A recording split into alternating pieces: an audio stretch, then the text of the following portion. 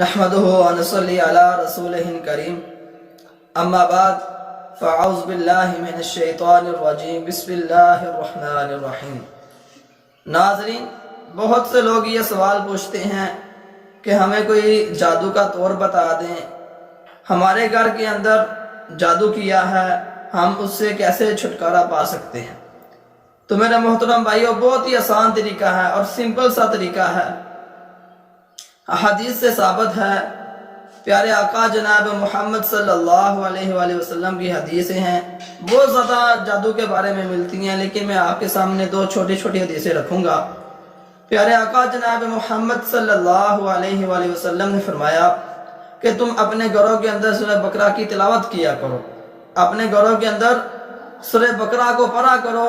سورہ بقرہ کے پڑھنے کی وجہ سے آپ کے گھر کے اندر کوئی جن ہوں گے، کوئی جادو ہوا ہوگا، وہ آپ کے گھر سے دور ہو جائے گا، آپ کے گھر کو وہ چھوڑ دے گا۔ اور دوسری حدیث کے اندر پیارے آقا جناب محمد صلی اللہ علیہ وآلہ وسلم نے فرمایا کہ سورہ بقرہ کا پڑھنا باعث برکت ہے، سورہ بقرہ کا پڑھنا برکت ہے، اور اس کو چھوڑنا، اس کا نہ پڑھنا حسرت ہے، اور کوئی بھی جادوگر سورہ بقرہ کا مقابلہ نہیں کر سکتا۔ کسی کے گھر میں سورہ بقرہ چلتی ہے، پڑھتے ہیں لوگ، تو کوئی بھی جادوگر اس کے گھر میں جادو نہیں کر سکتا۔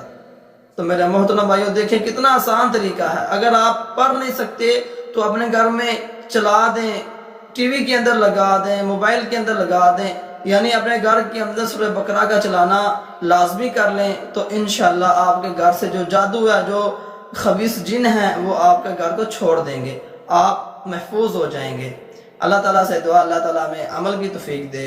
وما علینا الا البلاغ المبین۔